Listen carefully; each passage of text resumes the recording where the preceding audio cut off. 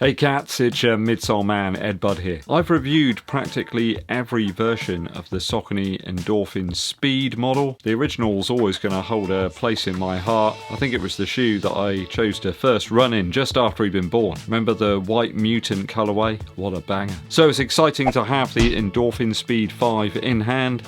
It's certainly very bright, isn't it? Back for a 2025 update, but is it still the vital go-to shoe that everybody wants? Let's find out.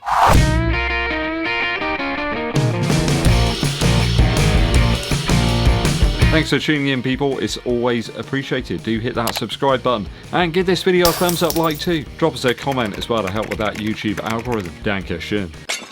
Endorphin Speed 5 here in my UK 11 or US 12. It's weighing in at 277 grams or 9.8 ounces, and that is exactly the same as the Speed 4 to the gram. I've got approximately 39 millimeters of heel stack and about 31 millimeters up front. Makes for an 8mm drop, sticking with the standard Endorphin Speed setup. I think Saucony's data suggests that the sample size is about 36 millimeters and 28mm in the front. I've always got a little bit of extra stack on my larger size shoe. That's how it works. Longer, wider shoe, bigger stack. I've got 12.3 centimeters here in the widest point of the forefoot and about 9.9 in the heel, which is pretty much exactly the same as the Speed 4. It's pwrrrun PB throughout the midsole. That's a PEBA based foam. They kind of crush it together. I've got an approximate short A durometer score here of 23. That is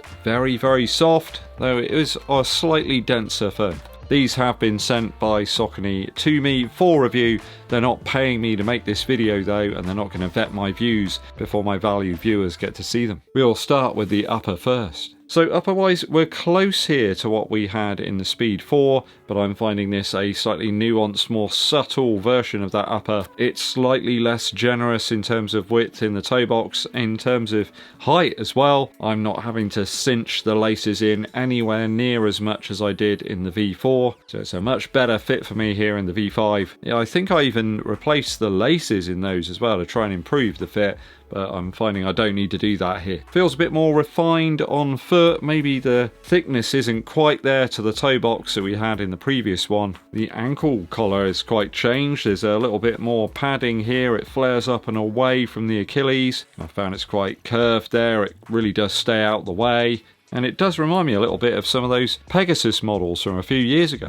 There's some light and very thin Saucony logos here, just providing a little bit of structure to that quite flexible upper. And a reasonable amount of padding down through the tongue. They've got it just right on this occasion in terms of the tongue length as well. There's just enough to accommodate a runner's knot, and I didn't get any lace pressure across the top of the foot. Padding in the heel does absorb a little bit of moisture. It's a very warm spell here in the UK, but we've had no rain at all for ages now, so I can't really comment upon the absorbing properties of the upper. It's certainly breathable though. I've worn it on some hot sessions and there's enough air getting through here to the foot and enough ventilation to let that heat out as well. In terms of the upper, I feel we've got a great improvement here over the V4 in terms of fit and function, and that's what it's all about with the upper. It's certainly a standout colorway as well. You might have to put your shades on for the rest of this video. I'll give it a 2.8 out of 3 for the upper so far.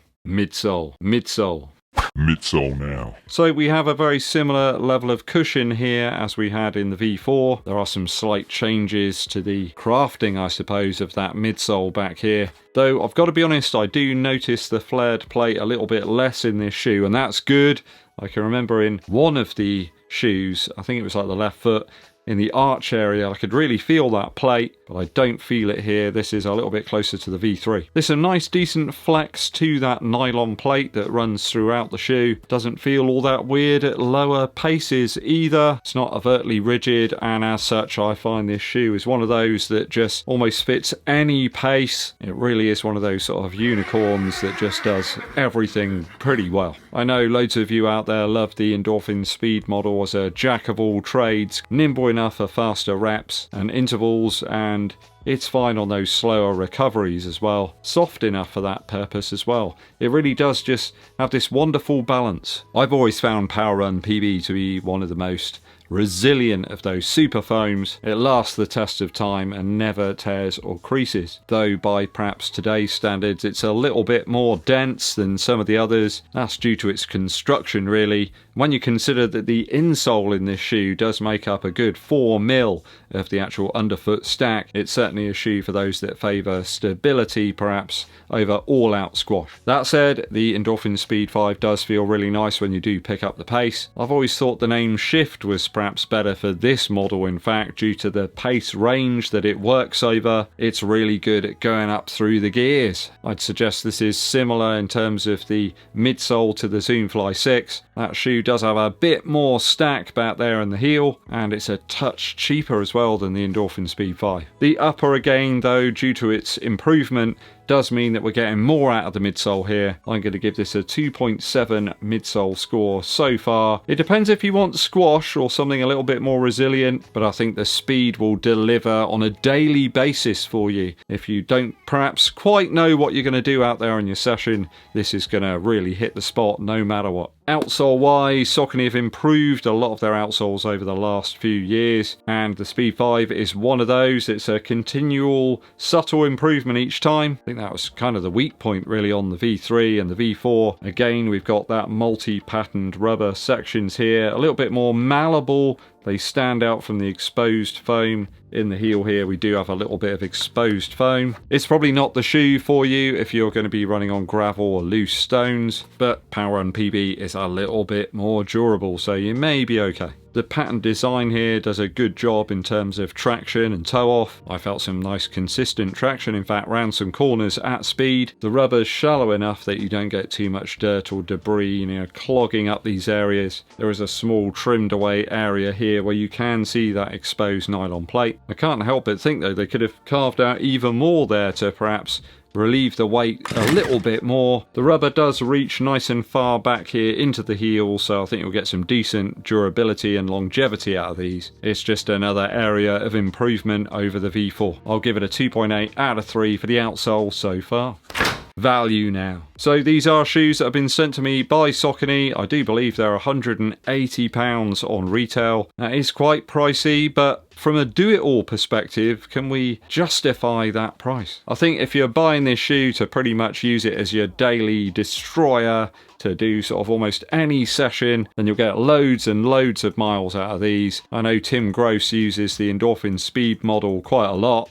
He finds it great because it's kind of a jack of all trades really. You can just run any type of session in that one. I think even if you're doing the occasional race, then these are light enough that they're going to be able to get you around in terms of cushion and pace and that balance between the two. But when you're talking 40 quid more than the Boston 13, which has a similar weight and similar stack, and 15 quid more than the Zoomfly 6, does make me think that this shoe would perhaps fly off the shelf a little bit easier if it was a little bit cheaper. I have to say though, out the box, the quality is top notch on the Endorphin Speed 5. There's no weird issues here. I mean, it is more of a premium product, and at this price you would expect that, though it does have the patent Saucony garden centre smell.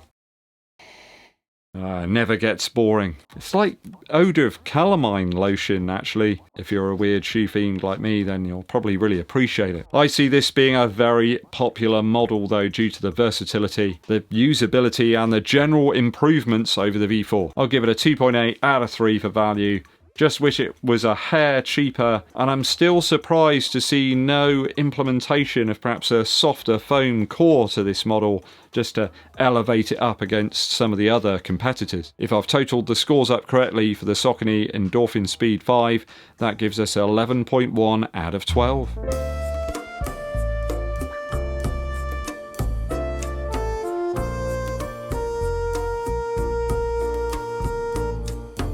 Bit of a banger this one, a real return to form for the Endorphin Speed model. Are you going to be picking this one up now it's released? Let me know your thoughts and opinions down in the comments. Quick musical interlude for you. Go and check out the Lemon Twigs with their album Everything Harmony. Born to Be Lonely is my favourite track on this album. It is a barnstormer. I absolutely love the change in time signature when it comes to the chorus. You don't expect it, and when you hear it for the first time, it's just such a great feeling. Wonderful album, in fact. Again, a very warm production from the D'Addario brothers. They are true master songsmiths, and it's definitely worth checking this one out. Everything Harmony by the Lemon Twigs. Thanks for tuning in, people. It's always appreciated. Hit that subscribe button, give this video a thumbs up like, and also drop us a comment for that YouTube algorithm. Why don't you drop us a super thanks as well to help support the channel on a more ad hoc basis. My name's Eddbud, and I'll be seeing you